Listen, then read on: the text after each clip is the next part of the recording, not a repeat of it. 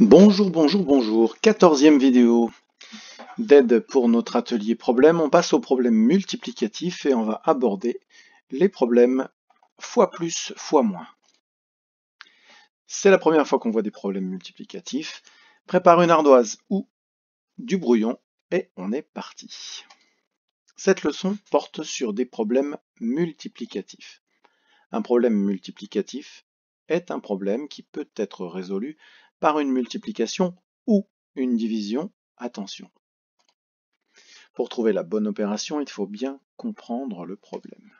Pour vous aider justement à bien comprendre un problème, nous allons étudier différentes sortes de problèmes.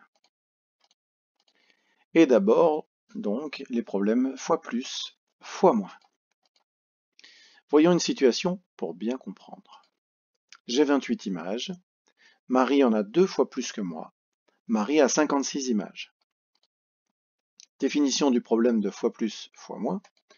Deux collections sont comparées sous forme de fois plus ou de fois moins.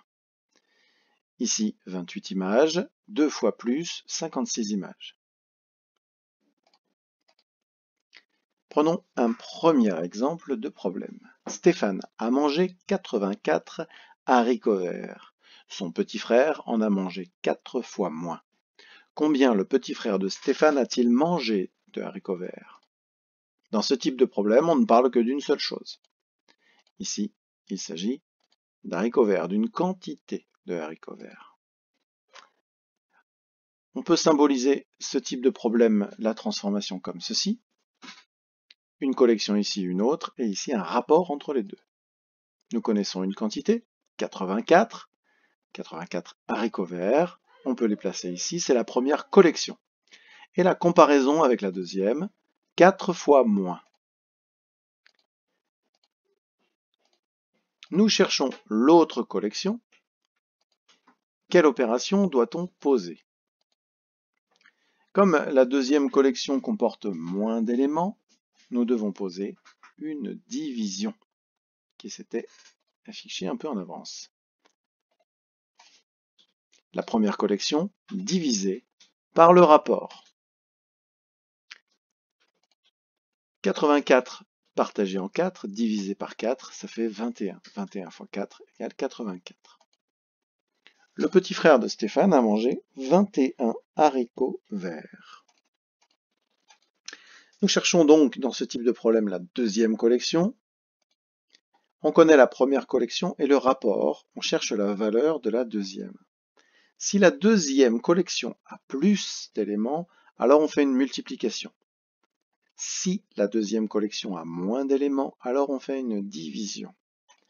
Attention, il ne faut pas se fier aux expressions fois plus et fois moins qui peuvent être trompeuses. Il faut se demander si ce que l'on cherche, si la deuxième collection a plus d'éléments ou moins d'éléments. C'est très important de comprendre ça. Voyons d'autres exemples. Pour partir en vacances, Émilie a parcouru 747 km. Martin est parti 9 fois moins loin. Combien de kilomètres Martin a-t-il parcouru? Ici, on parle d'une distance de kilomètres. La première collection est de 747 km. On peut la placer. Le rapport est de 9 fois moins. On peut le placer aussi. Quelle opération doit-on poser? 747 divisé par 9 égale 83. Voilà, il nous faudrait poser l'opération si on devait faire ce problème et le présenter comme il faut. Martin a parcouru 83 km pour partir en vacances. Ce serait notre phrase réponse. Vendredi, 456 clients ont fait des achats dans un magasin. Le lendemain, ils furent 4 fois plus nombreux. Combien de clients sont venus le samedi? Ici, on parle d'un nombre de clients. La première collection est de 456, c'est les clients qui sont venus le vendredi. Et le rapport est de 4 fois plus, qui viennent le lendemain. Quelle opération doit-on poser? 456 fois 4 égale 1824. Encore une fois, le samedi, beaucoup plus de personnes sont venues, donc l'opération à poser est bien une multiplication. 1824 clients sont venus le samedi.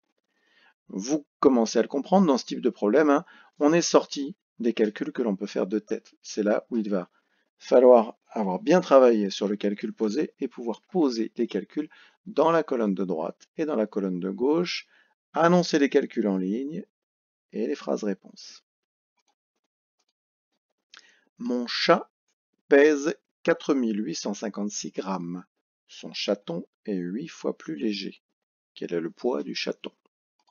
Ici on parle du poids d'un animal, de sa masse plus précisément. La première collection est de 4856 grammes.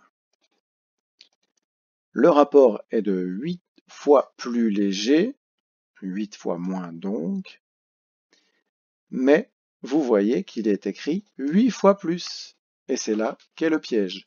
Le rapport est de 8 fois plus, mais c'est 8 fois plus léger.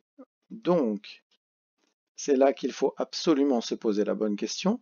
Est-ce que le chaton sera plus lourd ou plus léger que le chat? Il sera plus léger.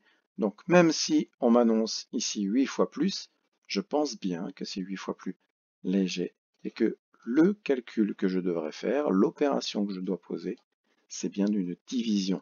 4856 partagé en 8 divisé par 8 égale 607. Le chaton pèse 607 grammes. Attention, le piège est là. À vous de jouer pour ce dernier problème.